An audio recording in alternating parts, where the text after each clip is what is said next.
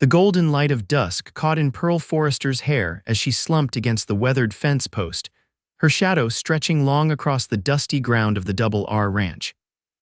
Blood seeped through the makeshift bandage on her arm, a stark reminder of how quickly life could change in Montana Territory, 1876. 3 days ago, she'd been a respected schoolteacher in Helena. Now she was a fugitive, wrongly accused of a theft she didn't commit, and utterly exhausted. The sound of approaching hoofbeats made her tense, but she lacked the strength to run any farther. As the rider came into view, Pearl straightened as much as her weary body allowed, clutching her father's old revolver with trembling fingers. "Madam, you're bleeding on my property," the rider called out, his voice carrying a hint of Texas drawl. He dismounted with the fluid grace of a man who'd spent most of his life in the saddle. Tall and broad-shouldered, he moved toward her with a caution that suggested he'd noticed the gun in her hand. "Stay back," Pearl warned, though her voice betrayed her exhaustion. The man halted, raising his hands slightly. The fading sunlight caught on his tanned face, highlighting sharp cheekbones and eyes the color of a summer storm. "Name's Yates Vance. This is my ranch you're bleeding on." "I'll be on my way," Pearl replied, attempting to push herself up straighter and failing miserably. The world tilted dangerously. Yates stepped forward as she swayed. "You look about ready to collapse. Whatever trouble you're in, dying of exhaustion and blood loss won't help matters." Pearl raised the revolver higher. "How do I know you won't just turn me in?" "Turn you in for what?" He quirked an eyebrow. "Lady, I've got 300 head of cattle, a ranch hand with a broken leg, and a fence line that needs mending before winter. I don't have time for whatever's chasing you." A wave of dizziness washed over Pearl, and she felt her knees buckle.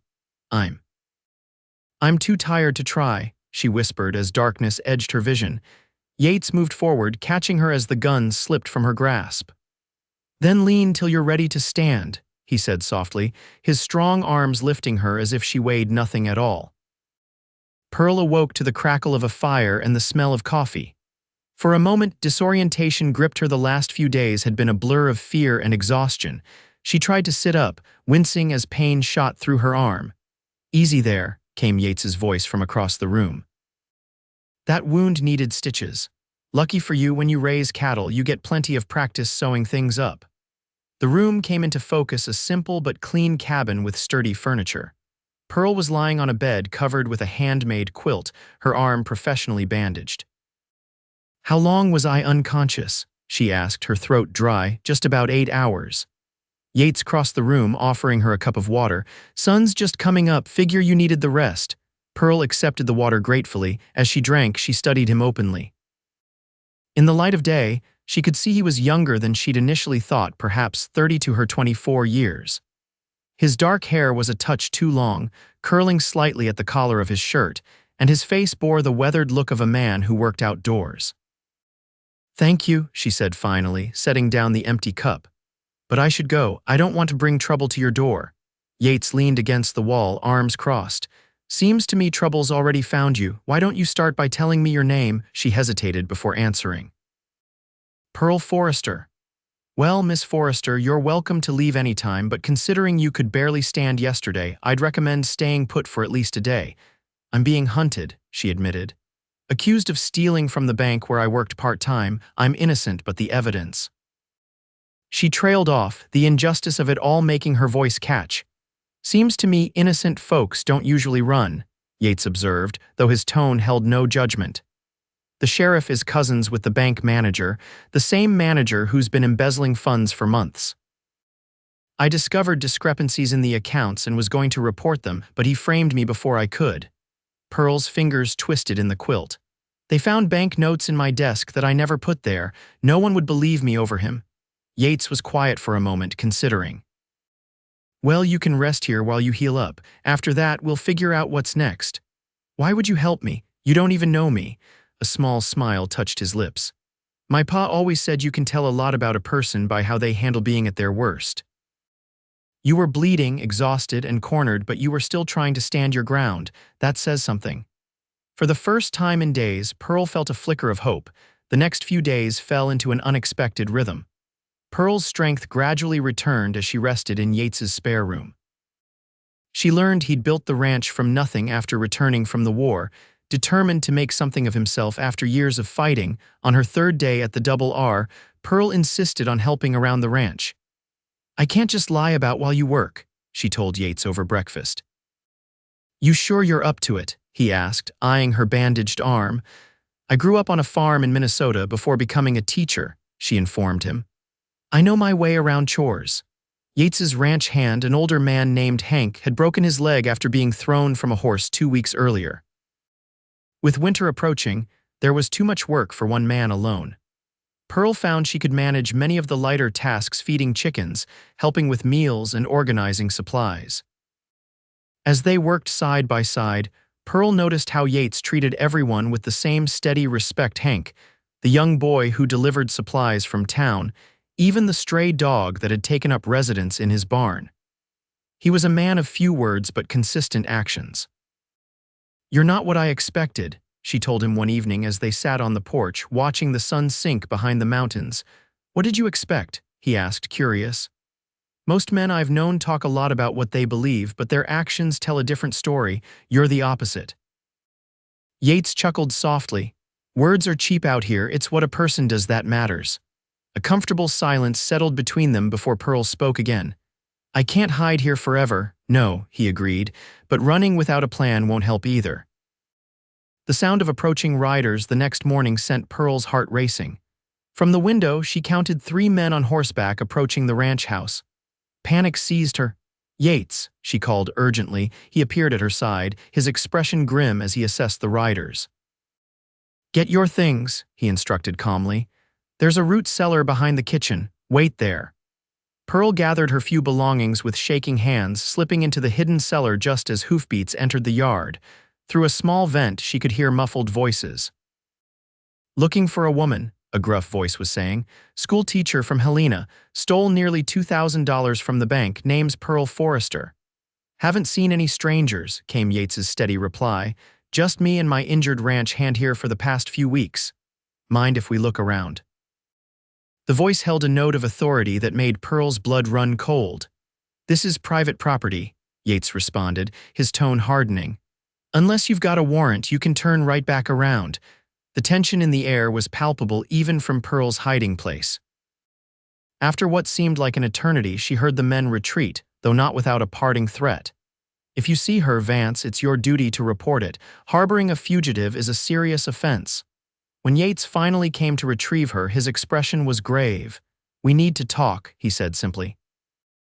Seated at his kitchen table, Yates laid out what he'd learned. "That was Deputy Marshal Weathers and 2 hired guns. They claim you stole exactly $1,842 from the bank. They're offering a $100 reward for information leading to your capture." Pearl felt sick. "It's the exact amount I discovered missing from the accounts. Edward Hopkins, the bank manager, must have taken it himself and is now claiming I stole it."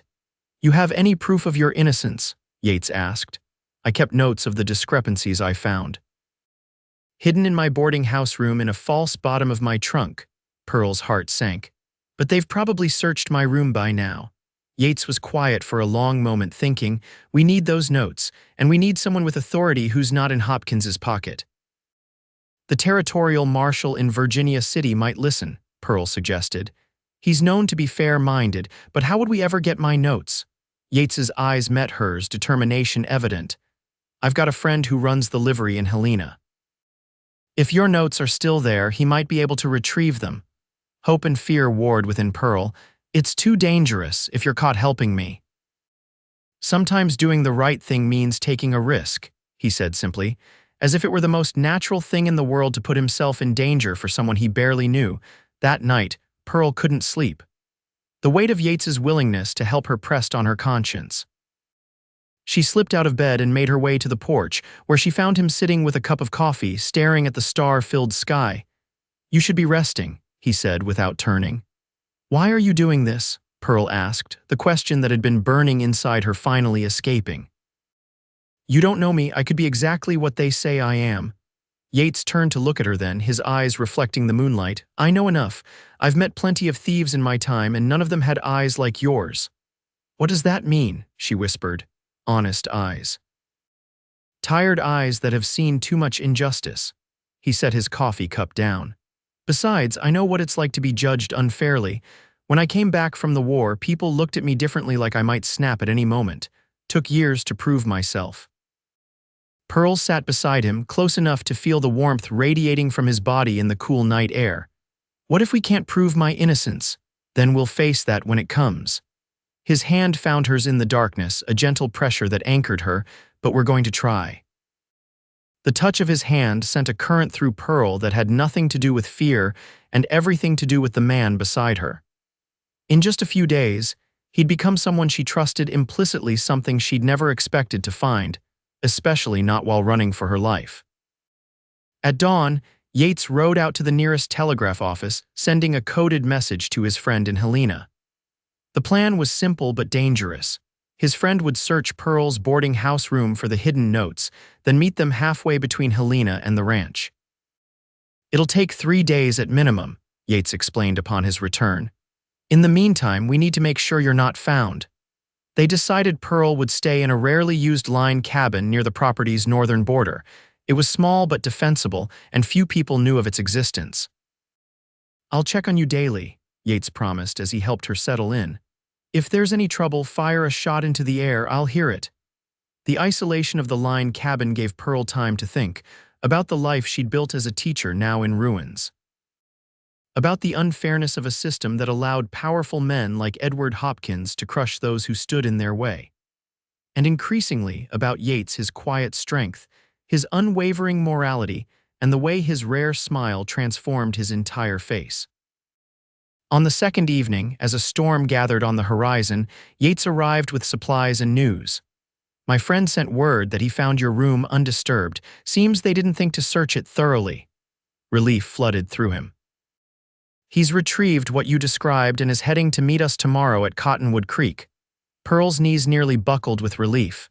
"They didn't find them," she breathed. "Not yet," Yates cautioned. "But we still need to move quickly if Hopkins realizes what you had hidden."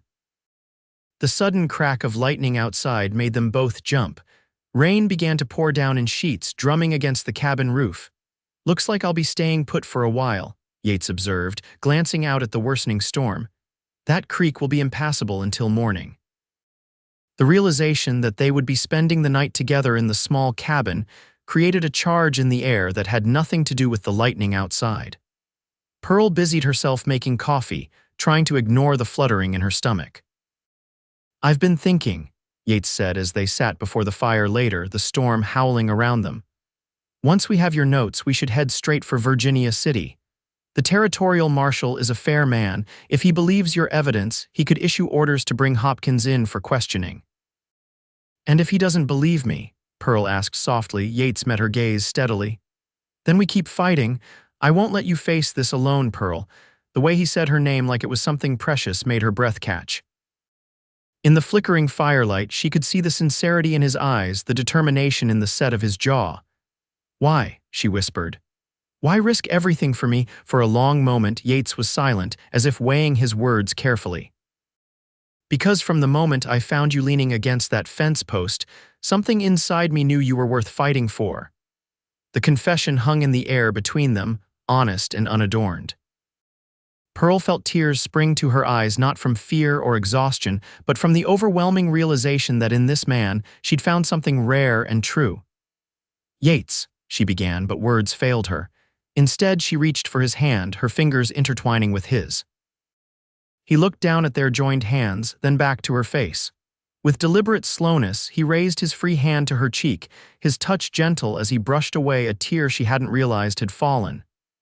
"I never expected you," he said, his voice rough with emotion. "But now, I can't imagine not knowing you." The confession broke something open inside Pearl, a dam of emotion she'd been holding back since the moment her world had fallen apart.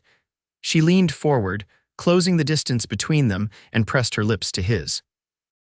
The kiss was tentative at first, a question asked and answered as Yates's hand slid into her hair, drawing her closer. What began as gentle exploration quickly deepened into something more urgent, years of loneliness and the fear of recent days melting away in the heat between them. When they finally broke apart, both breathing heavily, Pearl rested her forehead against his. "I don't know what tomorrow brings," she whispered, "but tonight I'm grateful for this storm." Yates's answering smile was like the breaking of dawn. Morning arrived with clearing skies and a renewed sense of purpose. Though neither spoke directly of what had passed between them in the night, there was a new understanding in their glances, a tenderness in their brief touches as they prepared to depart. The ride to Cottonwood Creek was tense, both alert for any sign of pursuit. They arrived at midday to find Yates's friend, a wiry man named Jonah, already waiting. "Got what you asked for," Jonah said, handing over a small oilskin package. "But you should know there's talk in Helena. They're expanding the search, bringing in more men. Someone's mighty determined to find you, madam." Pearl clutched the package containing her notes. "It's all here," she confirmed after a quick examination. "Every discrepancy, dates, amounts, everything I need to prove Hopkins has been embezzling for months." "Then we ride for Virginia City," Yates decided. "It's a 2-day journey if we push hard." They thanked Jonah and set out immediately, taking back trails and avoiding main roads. As they rode, Pearl shared more of her story, how she'd come west after losing her parents to influenza, determined to make a difference as a teacher in the growing territories. How she'd taken the part-time position at the bank to supplement her meager teacher's salary. "I noticed small inconsistencies at first," she explained. "Amounts that didn't match from one ledger to another. When I started tracking them systematically, I realized someone was skimming from depositors' accounts small amounts that most wouldn't notice." "And Hopkins realized you'd caught on," Yates concluded. Pearl nodded grimly. "The day before I was accused, I confronted him privately. I thought he might have made mistakes. Instead, he turned pale, then angry, told me I was mistaken and to mind my place. The next morning, the sheriff was waiting at my boarding house with a warrant. They made camp that night in a sheltered ravine, keeping their fire small. Under the vast Montana sky, with danger still pursuing them, Pearl found herself drawn even closer to Yates. There was something freeing about facing peril together. It stripped away pretenses, revealing the true nature of a person. "Tell me about your dreams," she asked as they sat side by side watching the flames. "What does Yates Vance want from life?" He was quiet for so long she thought he might not answer. "For a long time it was just to build something that was mine," he finally said. "After the war I needed roots, something permanent. And now," she prompted gently. His eyes found hers, their depths revealing a vulnerability he rarely showed. "Now I'm thinking permanence might have more to do with who you're with than where you are." The implication behind his words made Pearl's heart race. "Yates, I know it's fast," he acknowledged, taking her hand. "And I know we're in the middle of a fight that might not end well. But I need you to know whatever happens in Virginia City, my feelings won't change." Pearl leaned into him, drawing strength from his solid presence. "When I first met you, I was ready to give up. You told me to lean until I was ready to stand. I never expected to find someone I'd want to stand beside forever." Their second kiss was different from the first, not born of storm-fueled intensity, but of something deeper, a promise exchanged without words. The next day brought them within sight of Virginia City, its buildings sprawling across the hillside. But as they approached, Pearl's apprehension grew. This was their only chance to clear her name. "If they failed here, we'll succeed," Yates said, reading her thoughts. "The truth has a way of coming out." The territorial marshal's office was a solid brick building on Wallace Street. Marshal Daniel Fletcher was a gray-haired man with sharp eyes that missed nothing as Pearl and Yates entered his office. "Sir," Yates began, "we need your help with a matter of justice." Fletcher's gaze shifted to Pearl. "You look familiar, miss." "I'm Pearl Forrester," she admitted straightforwardly. "I believe you may have received notices about me from Helena." The marshal's eyebrows rose. "Indeed I have." "According to those notices, you're wanted for theft." "Those charges are false," Pearl stated firmly, placing her notes on his desk. "I've brought evidence that the bank manager, Edward Hopkins, has been embezzling funds for months. When I discovered his scheme, he framed me." For nearly an hour, they presented their case. Pearl's meticulous notes showing the pattern of missing funds, always from accounts of people unlikely to notice small discrepancies. Yates spoke of Pearl's character, of his belief in her innocence. Marshal Fletcher listened without interruption, occasionally making notes of his own. When they finished, he leaned back in his chair, studying them both. "This is troubling," he acknowledged. Your documentation is thorough, Miss Forrester, but it's your word against a respected bank manager's. Pearl's heart sank, but Yates spoke up. Sir, if you could send a telegram to the Montana Banking Commission requesting an independent audit of the Helena Bank's books, the truth would come out. Fletcher considered this. That would take time. Meanwhile, I have a warrant for Miss Forrester's arrest. Then arrest me, Pearl said suddenly, drawing surprised looks from both men. Hold me here while you investigate. If I'm running, Hopkins might destroy evidence, but if I'm in custody, he'll think he's won. He'll get careless. Pearl, no, Yates protested, but she squeezed his hand. It's the only way, she insisted. I trust Marshal Fletcher to be fair, and I trust you to keep fighting. The decision was made. Pearl would surrender herself to Fletcher's custody, while the marshal sent telegrams to both the Banking Commission and the governor's office requesting an investigation. Yates would remain in Virginia City, working with Fletcher to gather more evidence against Hopkins. The hardest moment was when the cell door closed between them. I'll be back tomorrow, Yates promised, his hand reaching through the bars to touch her face. This isn't over. I know, Pearl replied, trying to sound braver than she felt. Remember, I'm just leaning for now. Soon enough, we'll both be standing. 3 days passed with agonizing slowness. Yates visited daily, bringing news of the investigation's progress. Marshal Fletcher had received a response from the Banking Commission agreeing to send an examiner. More promising still, 2 other bank employees had come forward after hearing of Pearl's accusations, providing statements about irregularities they'd observed. On the 4th morning, the door to the marshal's office burst open as Yates and Fletcher entered, both looking triumphant. It's over, Yates announced as Fletcher unlocked her cell. The Banking Commission's examiner found evidence of systematic embezzlement going back 18 months, and this morning they arrested Hopkins trying to flee Helena with nearly $10,000 in stolen funds. Pearl stepped out of the cell on shaking legs, hardly daring to believe it was really over. They know I'm innocent. Better than that, Fletcher confirmed, handing her an official-looking document. This is from the governor's office, a full exoneration and apology. There's also mention of compensation for the injustice you suffered. Relief washed over Pearl in a dizzying wave. She turned to Yates, whose eyes shone with pride and something much deeper. You did it, he said softly.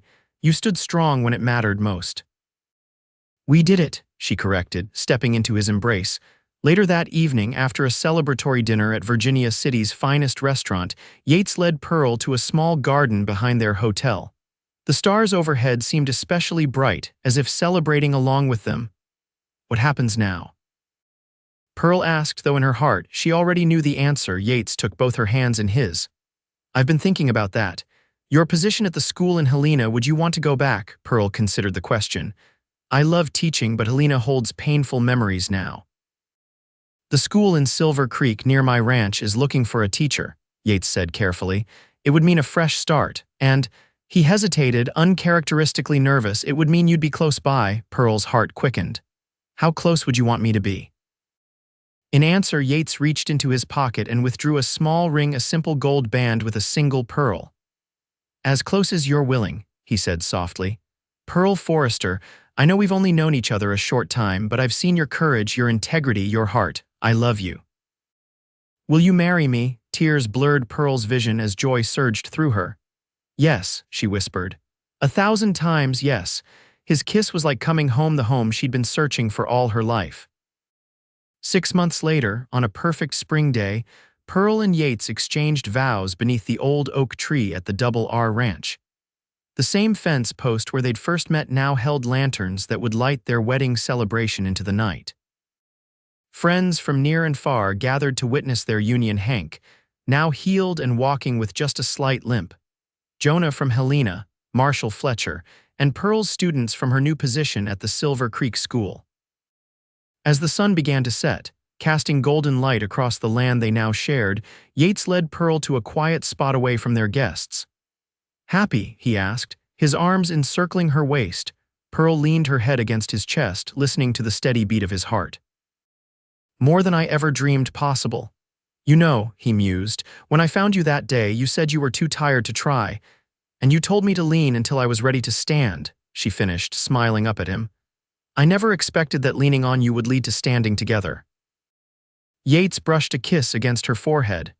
That's the thing about finding the right person to lean on, he said softly. Eventually, you both stand stronger than you ever could alone.